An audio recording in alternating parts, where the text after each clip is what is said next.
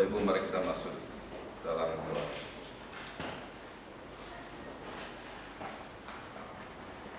Tiada yang mustahil bagi Engkau. Engkau sudah membuka lembaran sejarah manusia yang di dalam kegelapan itu Engkau sudah isi dengan terang yang ajaib. Seperti waktu penciptaan, bumi dan segala isinya belum berbentuk kosong dan sangat kacau. Di dalam kegelapan yang pekat hitam, di dalam dosa-dosa yang begitu besar, dan dari sana Engkau menciptakan segala benda-benda ciptaanmu dengan kemuliaan yang Engkau berikan dari setiap ciptaan-ciptaan yang Engkau adakan. Dan kami bersyukur Tuhan, karena kami sebagai manusia diciptakan di atas segala-galanya, dan Engkau memahkotai kami dengan kekuatan, dengan roh-Mu, sehingga kami lebih mulia dari segala ciptaan yang ada. Dan pada saat ini Engkau sudah memberikan janji, sumpah, dan ikrar-Mu. Engkau akan mencintai kami manusia, bukan dengan cinta manusia, tetapi dengan cinta kasih-Mu yang tiada batas itu.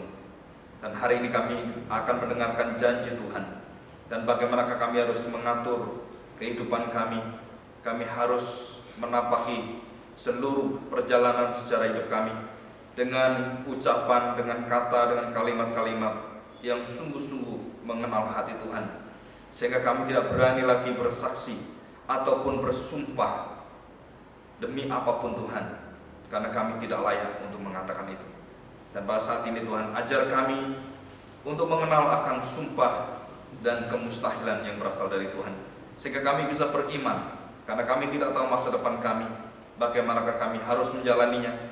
Tetapi dengan kuasa Tuhan Engkau memberikan kami ketaatan dari hari menuju ke hari, bukan melihat ketaatan yang jauh di depan kami, tetapi dari setiap langkah yang Engkau berikan, yang kami bisa lihat hari ini Tuhan, kami harus taat. Dan disitulah kemuliaan-Mu di dalam hati kami memancar keluar, dan Kristus dengan kemuliaan wajahnya memenuhi hidup kami, dan kami diberkati dengan firman. Terima kasih Bapak. Kami serahkan hati kami, dan kami siap untuk dibentuk oleh firman. Di dalam nama Tuhan Yesus kami serahkan hati kami. Amin. Kita kembali melihat pada Matius pasal ke-5. Matius pasal 5 ayat 33 sampai 37. Saya akan bacakan sekali dulu, setelah itu saya bahas ayatnya per ayat. Demikian bunyi firman Tuhan. Kamu telah mendengar pula yang difirmankan kepada nenek moyang kita, jangan bersumpah palsu, melainkan peganglah sumpahmu di depan Tuhan. Tetapi aku berkata kepadamu, janganlah sekali-kali bersumpah, baik demi langit, karena langit adalah tahta Allah, maupun demi bumi, karena bumi adalah tumpuan kakinya, ataupun demi Yerusalem, karena Yerusalem adalah kota raja besar. Janganlah juga engkau bersumpah demi kepalamu, karena engkau tidak berkuasa memutihkan atau menghitamkan selai rambut pun. Jika ya, katakan ya, atau jika ya, hendaklah kamu katakan ya. Jika tidak, hendaklah kamu katakan tidak. Nah, kalimat ini yang paling menyeramkan. Apa yang lebih daripada itu berasal dari si jahat atau iblis, atau boleh dikatakan dari bapa pembohong. Jadi kalau kita mengatakan ya itu tidak ya, kita mengatakan bukan kebenaran, tapi itu adalah dari si jahat. Yang tidak kita katakan bukan tidak, yang ya tidak kita katakan ya, maka lebih daripada itu semua, saudara, kita adalah pendusta. Nah, waktu kita membaca ayat ini kita terkejut sekali. Loh Pak, kalau begitu boleh tidak bersumpah? Kan saya waktu menikah juga bersumpah, kan boleh bersumpah. Saudara, banyak orang waktu membaca ayat ini, mereka mengertinya mungkin karena tradisi, mungkin karena banyak sekali yang mengajar kita yang tidak lengkap, sehingga waktu kita membaca ini kita langsung mengatakan, oh kita tidak boleh bersumpah. Saudara, kalimat ini tidak mengatakan demikian, tidak mengatakan kita tidak boleh bersumpah. Kalimat ini mengatakan seperti Tuhan Yesus ajarkan, perjanjian lama, perjanjian baru itu sama, tidak ada perbedaan. Perbedaannya adalah perjanjian lama itu tidak bisa menggenapi apa yang dinubuatkan, dan perjanjian baru dalam Kristuslah itu semua digenapi dengan hidup Tuhan Yesus. Dan kita belajar bagaimana Tuhan itu mengenapi. Tuhan mengenapi bukan apa yang dikatakan di luar, tetapi apa yang di dalam hatimu. Jadi etika orang-orang Kristen bukan nampaknya di luar, sepertinya kamu itu beres, sepertinya kamu itu rohani, sepertinya kamu itu tidak ada masalah. Tetapi waktu kita lihat di dalam hatinya, kita baru tahu bahwa kita punya problem yang tidak manusia lihat, tetapi kita lihat dan Tuhan lihat. Nah, itu adalah keterbukaan di dalam kekudusan Tuhan. Nah, kita belajar hari ini mengapa Tuhan bisa memberikan dan menggenapi janji-janji ini, karena Yesus sendirilah yang memberikan firman waktu Musa di Gunung Sinai. Saudara, kita bersyukur nanti ada pembinaan tanggal 20 Agustus sampai 22 Oktober. Nah, saudara di sana, saudara, kalau saudara punya waktu dan betul-betul ingin mengenal Yesus yang memberikan berkat yang berkelimpahan, dan bukan hanya berkat makanan minuman, tetapi hidup yang kekal yang belum kita lihat, yang merupakan dimensi yang lain. Dan waktu seseorang itu mati, waktu kita berpikir mati mau kemana, tubuh kita hancur, kita dikubur, terus kemana kita? Tidak ada manusia bisa jawab kecuali Tuhan. Saudara, kalau kita sekarang mati dikubur, kita dari sel sperma dengan sel telur, dari laki-laki, dari seorang perempuan, dari mama dan dari papa. Kita tidak ada waktu itu. Dari zat protein yang paling baik dalam tubuh kita itu membentuk satu kromosom, dan kemudian kita belum ada apapun, kita bertemu dari satu titik, dan Tuhan katakan dari titik pertemuan itulah aku sudah hadir dalam rahim ibumu. Jadi itu sudah manusia. Orang Islam mengatakan 4 bulan boleh dibuang, tapi kekristenan mengatakan tidak, waktu itu sudah jadi, itu sudah manusia. Dan waktu 4 bulan ke bawah engkau gugurkan, engkau sedang membunuh manusia. Jadi agama-agama yang lain yang tidak mengerti firman Tuhan, mereka membunuh bayi-bayi yang masih di dalam kandungan. Itu jutaan, mungkin miliaran. Dan kita akan berjumpa bayi-bayi ini di surga. Yang Tuhan pilih akan ketemu kita. Yang tidak pernah terlahirkan dengan baik, yang masih dalam kandungan, dibuang orang tua. Itu yang Tuhan pilih bertemu kita semua. Berapa jumlahnya? Nggak tahu. Yang saya tahu, mama saya lebih dari 12 kali gugurkan anaknya. Mama saya sendiri sebelum jadi Kristen. Saya pernah tanya, setelah saya mengerti doktrin ini, saya tanya mama saya, pengajar ini, saya tahu, mama pernah gugurin. Waduh, lupa, lebih dari 10 kali. 10 kali. Jadi nanti saya di surga ketemu koko saya. Dan cici-cici saya yang belum saya kenal. Betul nggak? Saya tanya, berapa bulan atau berapa minggu? Oh, ada yang 2 bulan, yang masih kecil. Ya karena dokter mengatakan, wah, buang aja lah, mamamu buang. Dan bukan sekali 2 kali, 10 kali. Berapa kali mungkin lebih juga nggak tahu dia mengatakan. Kenapa? Pokoknya dibuang aja. Kadang-kadang kalau sudah besar dikiret, tahu dikiret? Daging yang ada itu dibuang. Dan itu bayi itu kesakitan luar biasa. Saudara, pembunuhan yang paling mengerikan di dunia ini adalah aborsi. Dan banyak orang tidak tahu. Jutaan bayi diaborsi mulai dari India, terus kemudian China. China itu anak hanya boleh 1, lebih dari 1 aborsi semua mereka. Berapa juta anak di sana yang diaborsi, yang tidak tahu kiri dan kanan, belum bisa melihat dunia, belum bisa apa-apa, belum bisa berbicara, belum bisa berpikir apapun. Dia sudah dimusuhi oleh manusia. Itu kejamnya manusia. Lupa kalau Bapak katakan demikian, kalau itu semua lahir, bumi ini penuh. Belum tentu. Siapa bilang? Ya, saudara, karena kita nggak berpikir, kalau Tuhan menciptakan manusia, bumi akan dipenuhi manusia. Mungkin kita nggak bisa berpikir banyak, tapi Tuhan itu jauh lebih daripada pikiran. Orang mengatakan, Pak, nanti bakal penduduk banyak gini-gini gimana?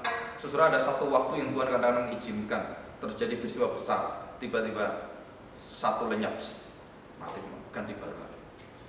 Zamannya Nabi Nuh, manusia jahat semua, dibinasakan, habis semua, tinggal 8 orang. Nanti akhir zaman juga sama, saudara. Yang hidup itu hanya orang percaya. Orang yang tidak percaya, tidak mengakui Yesus sebagai juru selamat Tuhannya dan juru selamat yang mati bagi dia, semua mati semua. Dan itu tertulis dalam Alkitab dan itu dilihat oleh Yohanes dan itu adalah sumpah Tuhan. Tuhan bukan berbicara, dia bersumpah. Barang siapa yang tidak percaya kepadaku, akulah Tuhan Allahmu, aku bersumpah bagi diriku sendiri. Dan siapapun yang tidak mengaku sebagai Tuhan dan Juru Selamat, engkau akan binasa selama-lamanya. Nah, saudara, itu adalah kata-kata dari Tuhan, kekuatan janji Tuhan. Ya, kita baca sekarang. Kamu telah mendengar apa yang difirmankan kepada nenek moyang kita. Nah, apa yang difirmankan? Hukum Taurat. Ya, saya bicara tadi bahwa Yesus sendiri yang bertemu dengan Musa, Yesus sendiri yang tuliskan dengan tangannya hukum Taurat itu, kemudian memecah dua loh batu itu, dan dia berikan sendiri kepada Musa. Jadi Musa tidak tuliskan hukum Taurat, yang tuliskan adalah Yesus. Musa bukan orang yang hebat yang bisa nulis di tembok batu seperti itu. Nggak mungkin bisa Musa. Dia ngukir pun bagaimana mungkin. Dan itu tangan Tuhan sendiri membentuk itu semua dan diberikan pada Musa. Dan kemudian perjanjian pertama Tuhan melihat karena marahnya Musa pada bangsa karena dosa-dosa, dan lembu emas itu dia pecahkan dan Tuhan minta Musa kembali naik 40 hari berpuasa lagi. Dia berikan hukum yang kedua, hukum yang lebih daripada hati manusia yang keras, dan Tuhan janjikan pada Musa, dan Musa menerima hukum yang kedua. Dia melihat penebus itu sendiri. Saudara, orang tidak banyak tahu. Seorang nabi, seorang hamba Tuhan memiliki dua kekuatan yang luar biasa. Dia bisa melihat apa yang terjadi dengan kondisi manusia sekarang. Dia bisa melihat janji Tuhan apa yang terjadi di masa mendatang. Itulah nabi, itulah nubuat, itulah prophet. Jadi seorang prophet, dia tahu apa yang terjadi sekarang, dan dia tahu bagaimana bangsa ini dibawa dan apa yang akan Tuhan kerjakan di masa mendatang. Jika kamu tidak taat, tidak kembali pada Tuhan, maka Tuhan akan buang kamu, Tuhan akan habiskan kamu. Begitu mereka tolak Tuhan, mereka langsung dihempaskan Tuhan, dan kemudian dijajah oleh Asyur, dijajah oleh Filistin, dijajah oleh Kasdim, bangsa Assyria, Persia, hantam bangsa Israel. Kenapa? Karena aku bangkitkan bangsa itu untuk menghukum engkau. Surah ini ditulis dalam Alkitab. Jadi Tuhan itu seperti Mahabharata itu mirip seperti Kresna, Bayu Basudeva Kresna atau Dewa Wisnu. Saudara, mirip sekali. Dan waktu kita melihat apa yang terjadi, bahwa Tuhan mengatur segala sesuatu dengan memelihara hidup manusia, dan manusia diberikan jalan terbaik dan persekutuan dengan Tuhan, tapi manusia memilih mendengarkan si jahat. Bukan dia katakan dia tidak, katakan tidak. Dia lebih mendengar dari si jahat. Oh, tidak begitu. Akhirnya berpalinglah hatinya, bengkok hatinya. Kemudian tidak mendengar Tuhan. Dia lebih mendengar dan lebih dirayu, dibujuk rayu oleh iblis, dan manusia ikut iblis. Maka dosa pertama yang harus diperbaiki dalam hukum Taurat, jangan menyembah Allah lain. Kenapa? Karena Adam dan Hawa yang dijelaskan dalam Taurat Musa jelas sekali. Adam dan Hawa dosa pertamanya adalah menyembah Allah lain. Jelas sekali. Karena dia tidak mendengar Tuhan, dia tidak taat pada Tuhan. Dia melihat dirinya ingin sama dengan Tuhan, dan itu jatuhnya iblis menjadi fotokopi jatuhnya manusia. Dan waktu mendengar, oh kalau kamu makan kamu jadi seperti Allah. Oh, enak jadi seperti Allah, menguasai segala-galanya, mengerti masa depan, mengerti masa lalu. Luar biasa. Saudara, siapa yang lihat serian Mahabharata? Coba, ada yang lihat ya? Saya yang ada lihat ya. Tahu TV Mahabharata nggak? Di ANTV. Saudara, mulai hari ini coba nanti saudara lihat. Bukan dilihat terus terpengaruh dengan doktrin Hindunya, bukan. Saudara akan lihat dalam setiap perjalanan, karena dari kecil saya diberitahu oleh mama saya, papa saya itu berubah menjadi orang Kristen karena dia orang yang beragama, bukan hanya Konghucu Hindu, bukan, tapi dia tahu agama-agama itu di mana letak kelemahan, dan dia tidak bisa menjawab kelemahan itu. Siapa yang bisa menangani? Dan satu kalimat waktu saya masih dengar, waktu saya dicerita, karena mama saya dan papa saya pemain wayang orang. Jadi orang wayang orang itu main itu ya Mahabharata, Arjuna, Sri Kandi gitu kan, Abhimanyu, Karna, Drona, Guru Bhisma, itu semua di sana. Dan dari kecil saya lihat mama saya nari-nari, liatin gini-gini, cerita ini semua masuk dalam pikiran saya. Tidak bisa dikalahkan oleh siapapun kecuali dengan satu. Jadi yang ikut Kurawa atau Dursasana yang hebat itu tentara dengan kekuatan yang luar biasa. Pandawa tidak memiliki kekuatan. Dia hanya memiliki satu, berserah kepada Basudewa Kresna. Itulah kemenangan dia. Bukan karena kuat, bukan wah itu orang tentara Duryodhana, Dursasana yang Kurawa yang 100 orang itu dengan kakeknya dengan kekuatan luar biasa. Bhisma tidak bisa dibinasakan. Drona mempunyai kesaktian luar biasa yang tidak bisa mati, dimatikan siapapun. Kenapa mereka mati? Baru dibukakan oleh Kresna. Waktu dihentikan oleh dia, dan waktu di film itu waktu berhenti. Jadi waktu orang berperang berhenti, terus dipanah berhenti, ada yang berhenti, semua dihentikan, dan dia langsung berbicara dengan setiap orang-orang yang tidak bisa dibunuh secara manusia, tidak bisa dilawan secara manusia. Dan Kresna mengatakan, kamu harus binasa. Kenapa harus binasa? Sumpahmu mematikan hidup sendiri. Saudara, di situ kita baru mengerti setiap agama, setiap kepercayaan mirip dengan Alkitab. Mereka memiliki covenant, tetapi di dalam kesalahan, dalam dosa yang besar. Bukan hanya Hindu, bukan hanya Buddha, bukan hanya Konghucu, bukan hanya Lao Tzu. Mereka memiliki satu covenant di dalam perjanjian itu. Bukan tidak ada, mereka ada, tapi mereka tidak bisa memenuhi covenant itu karena mereka manusia. Mereka terlalu menonjolkan dirinya. Mereka terlalu mengatakan aku paling hebat di antara manusia. Maka disitulah dikatakan waktu kamu bersumpah, sumpahmu itu membunuh kamu karena sumpahmu tidak berdasarkan kebenaran. Nah, saudara, dari seluruh cerita Mahabharata adalah semua orang-orang yang hebat matinya karena sumpahnya sendiri semua. Nanti dilihat ya di antv. Loh, Pak Agung kok bisa tahu? Sebelum kamu lihat saya sudah tahu dari kecil. Dan di situ orang tua saya bertobat, akhirnya jadi pendeta. Dia mengatakan, waktu Yesus mengatakan kalimat, siapa yang menjadi saksiku? Aku menjadi saksi bagi diriku sendiri. Dan seluruh pekerjaanku dan mujizat itu menjadi saksi. Dan Roh Kudus akan menjadi saksi bagi engkau. Yang merupakan memberikan bahwa saya memberikan seluruh hidup saya untuk menolong kamu kasih itu. Dan itu tidak ada di kitab manapun. Setelah akhirnya kerinduan Papa saya waktu mendengarkan, mencari kebenaran, akhirnya bertemu dengan kebenaran di firman Tuhan. Dan 12 jam satu hari, minimal 8 jam tiap hari baca firman Tuhan selama kurang lebih 8 tahun. Dan kemudian dia mengajar, dan kemudian dia lukiskan semua bahwa Kristuslah penggenap dari hukum Taurat, penggenap dari seluruh kerinduan manusia. Saya tidak tahu, dia tidak pernah sekolah teologi ya, tapi dia cuma membaca firman Tuhan dengan setulus-tulusnya. Dia meminta kuasa firman, kuasa Roh Kudus. Dia membaca apa yang keluar dari dia, baca dengan hati yang rindu luar biasa itu menjadi doktrin yang tidak pernah diajar oleh siapapun, tapi dia menjadi doktrin yang lebih benar dari semua gereja sekarang. Dia tidak pernah sekolah, tidak pernah dididik, tapi dia hanya mendengar firman Tuhan dan dia hanya membaca firman Tuhan itu.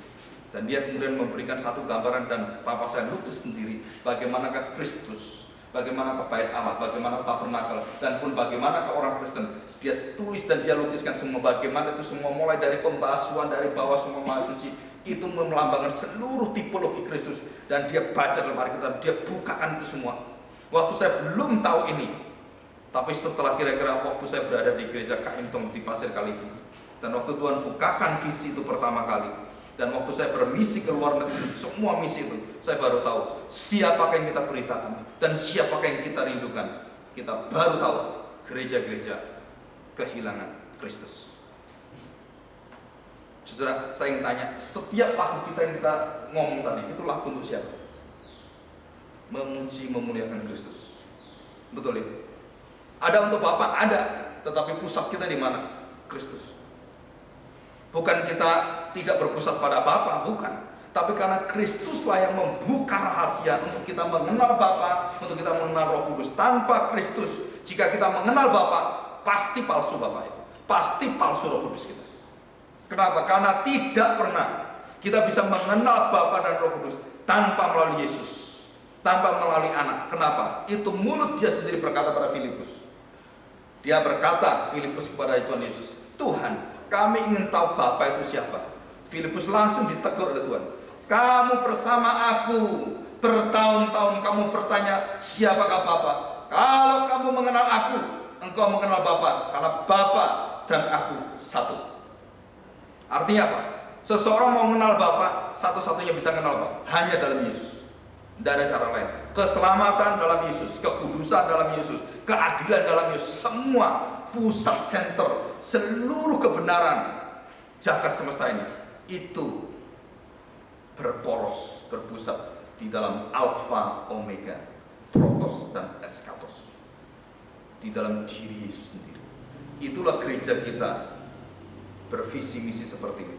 Dan Agustus nanti selama 2 bulan kita membahas ini dan kita kembali merindukan ini, dan kita mau bawa ini kepada dunia, dan supaya dunia tahu mereka harus kembali kepada penyelamatnya yang merindukan sejak Adam jatuh dalam dosa. Ya, oke, saya bacakan kalimat ini. Jangan bersumpah. Ya, kalimat saya ini saudara kayaknya benar, tapi saudara saya manipulasi. Jangan bersumpah. Artinya apa? Tidak boleh sumpah. Jadi sumpah apapun tidak boleh. Jangan bersumpah. Saudara, kadang-kadang waktu kita mendengar jangan bersumpah palsu, kita palsu nggak dengar sumpahnya. Oh, nggak boleh sumpah, orang Kristen nggak boleh sumpah. Ada beberapa gereja yang tidak memperbolehkan orang Kristen bersumpah. Banyak gereja-gereja yang aneh-aneh yang mengatakan tidak boleh bersumpah. Kenapa? Ini ayatnya firman Tuhan. Saudara baca baik-baik. Jangan bersumpah, tidak. Jangan bersumpah palsu. Kalau sumpah asli boleh nggak? Boleh. Kenapa boleh? Karena yang dilarang sumpah palsu.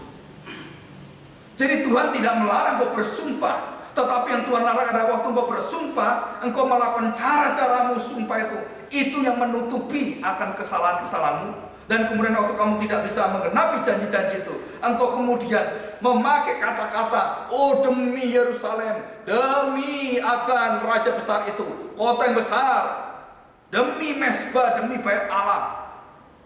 Dan kita kemudian mengatakan supaya kita dipercaya, kita pakai wah gitu.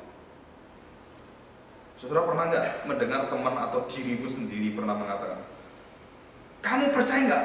Sumpah mati aku lihat sendiri loh. Pernah dengerin nggak? Saudara, sumpah mati aku lihat sendiri loh, mataku sendiri. Wah.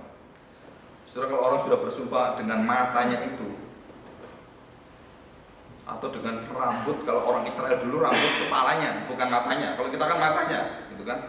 Sumpah mati aku lihat mataku sendiri. Bahwa dia begini. Saudara, waktu dia mengatakan memang matanya nggak salah, dia lihat. Tetapi waktu dia menafsirkan yang dia lihat, dia dosa besar. Saudara, dia melihat betul, tapi waktu dia mengatakan apa yang dia lihat, nah itu dia salah. Kita menambahi, kadang-kadang kita mengurangi. Apa kecenderungan hati manusia? Saudara, saya beritahu ya. Yang pertama, saudara saya tanya, kalau kita sakit hati, saudara ingat terus kan? Betul ya? Kalau saudara diberkati, ditolong orang, saudara biasanya kalau orang yang tidak mempunyai watak yang baik, dia akan mudah melihat hatinya tersakiti daripada diberkati. Apa yang dia perbuat baik itu ingin dikenang oleh orang, tapi apa yang dia salah ingin dilupakan orang. Itu sifat manusia. Darah daging kita tuh punya natur seperti itu. Jadi kalau kita salah, kita maunya ditutupi. Tapi kalau kita benar, kita selalu mau yang hebat supaya dilihat orang. Sebaliknya kalau orang itu salah, kita ingat terus. Kalau orang itu benar, kita seringkali lupa. Jadi pertolongan orang kita seringkali lupa. Kalimat-kalimat orang yang bersumpah apapun yang berjanji semua, kita lupakan.